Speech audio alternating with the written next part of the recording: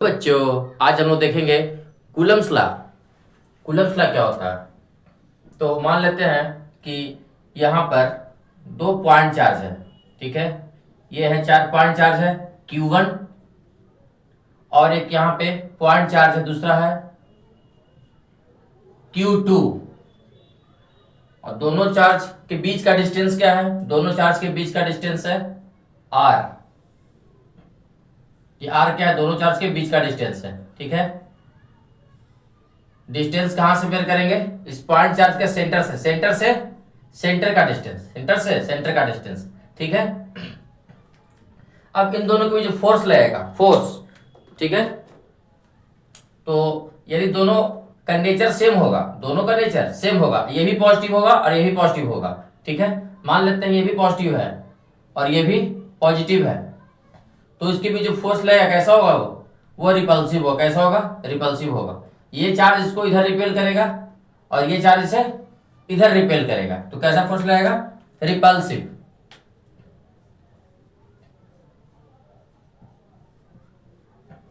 यदि चार्ज का nature opposite होगा, मान लेते ये पॉजिटिव होगा और ये वाला निगेटिव होगा,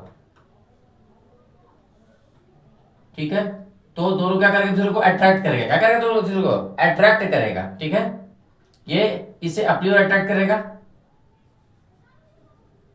और ये इसे अपनी ओर अट्रैक्ट करेगा। ओके, तो यहां पे कौन सा फोर्स लगेगा? अट्रैक्टिव।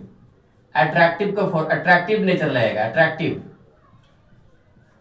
ठीक है, यहाँ पे अट्रैक्शन होगा और यहाँ पे रिपल्सिव फोर्स लगेगा, यहाँ पे रिपल्सन होगा। ठीक है, तो यहां से हम क्या देख रहे हैं कि यदि दो पॉइंट चार्ज है, दोनों का नेचर सेम होगा तो क्या होगा? रिपल्सिव फोर्स लगेगा। दोनों का नेचर अपोजिट होगा तो अट्रैक्टिव फोर्स लगेगा। ठीक है, कूलम्स लॉ क्या बोलता है कि दो चार्ज के बीच, दो पॉइंट चार्ज के बीच जो फोर्स लगेगा, वो जो फोर्स होगा वो क्या होगा? चार्ज के प्रोडक्ट के Q1 इंटू Q2, चार्ज के प्रोडक्ट के डायरेक्टली प्रोपोर्शनल होगा। चार्ज के प्रोडक्ट के डायरेक्टली प्रोपोर्शनल होगा। अब चार्ज के बीच के डिस्टेंस के, चार्ज के बीच के डिस्टेंस के स्क्वायर के, बीच के डिस्टेंस के स्क्वायर के इनवर्सली प्रोपोर्शनल होगा। ठीक है, तो ये रिलेशन नंबर 1 है और ये रिलेशन नंबर 2 है।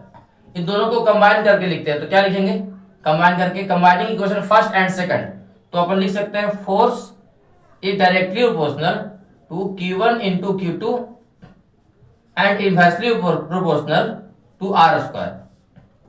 ठीक है, तो अब अपन क्या कर सकते हैं? यहां से अगर इक्वल लगाना चाहे, ये प्रोपोर्शनलिटी कांस्टेंट का साइन हटा के अपन यदि इक्वल लिखना चाहे तो यहाँ पे लिखना पड़ेगा क्या? कांस्टेंट। क्या लिखना पड़ेगा? के, कांस्टेंट लिखना पड़ेगा। ठीक है, और वो कांस्टेंट क्या है? के है, Q1 Q2 by R square. Okay, ठीक है, और इस के को क्या बोलते हैं? इस के को अपन क्या बोलते हैं? के को बोलते हैं कूलम्स कांस्टेंट। क्या बोलते हैं? Coulomb's constant.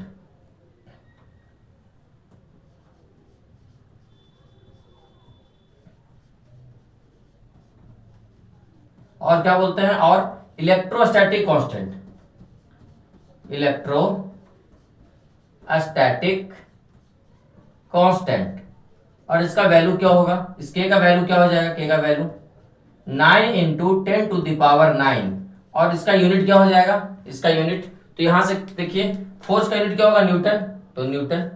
ये डिस्टेंस कहां जाएगा? आर तो डिस्टेंस, तो मीटर का स्क्वायर कहां जाएगा? ऊपर, मीटर का स्क्वायर। ये डैश है, क्या डैश है, और ये क्या? चार्ज का क्या होगा? कूलम, तो कूलम इंटू कूलम, कूलम का स्क्वायर, ये कहां जाएगा? नीचे, कूलम का स्क्वायर, ये इसका यूनिट हो जाएगा। ठीक है, तो के का वैल्यू हो गया। ठीक है, के को अपन ऐसे भी लिख सकते हैं, K is equal to 1/4 pi epsilon naught, 4 pi epsilon naught. ठीक है, अच्छा, और यहां से एप्सिलॉन नॉट का वैल्यू क्या हो जाएगा? यहां से एप्सिलॉन नॉट का वैल्यू क्या हो जाएगा? इसका वैल्यू हो जाएगा 9 इंटू 10⁻⁻12, और इसका यूनिट क्या हो जाएगा? तो एप्सिलॉन नॉट जाएगा ऊपर और के आ जाएगा नीचे, तो जो के का यूनिट होगा उसके जस्ट उल्टा एप्सिलॉन नॉट का यूनिट होगा, तो इसका यूनिट क्या हो जाएगा? कूलम स्क्वायर को कर देंगे ऊपर, कूलम स्क्वायर को, और न्यूटन मीटर स्क्वायर कर देंगे नीचे, न्यूटन मीटर स्क्वायर कर देंगे नीचे। ठीक है, एप्सिलॉन नॉट को क्या बोलते हैं अपन? इस एप्सिलॉन नॉट को बोलते हैं परमिटिविटी। क्या बोलते हैं? एप्सिलॉन नॉट को बोलते हैं permittivity, permittivity of free space, free space यानी क्या, वैक्यूम, क्या वैक्यूम, फ्री स्पेस ही बोल सकते हैं इसे, वैक्यूम, क्या वैक्यूम बोल सकते हैं। या यहाँ पे एयर का भी क्या होगा, एयर का भी एप्सिलॉन नॉट का वैल्यू सेम होगा, परमिटिविटी का वैल्यू सेम होगा। ओके, अच्छा, तो फर्स्ट बात तो ये बोला कूलम्स लॉ कि फोर्स जो होंगे दोनों के बीच लगने वाले फोर्स वो क्या होंगे, चार्ज के प्रोडक्ट के इनवर्सली प्रोपोर्शनल होंगे। दूसरा बात क्या बोला कि फोर्स जो होगा दोनों चार्ज के बीच, ठीक है, वो बीच के डिस्टेंस के स्क्वायर के इनवर्सली प्रोपोर्शनल होंगे, ठीक है। और एक बात और, दोनों के बीच जो फोर्स लगेगा, दोनों चार्ज के बीच जो फोर्स लगेगा वो फोर्स किधर रहेगा, तो electrostatic force, electrostatic force, electrostatic force act between two point charges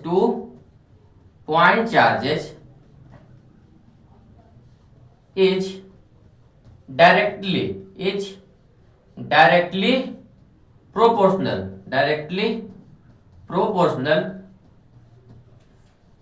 to the product of charges,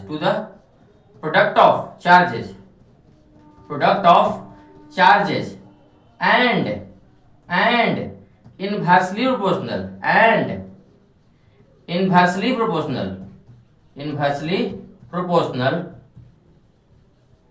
to the square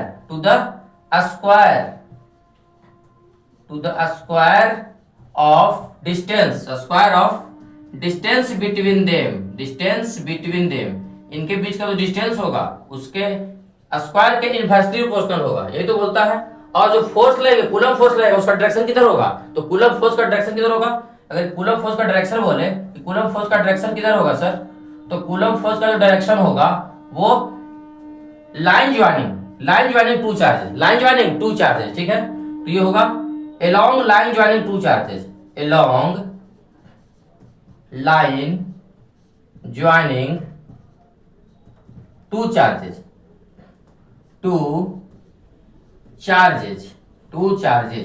okay, two charges, okay।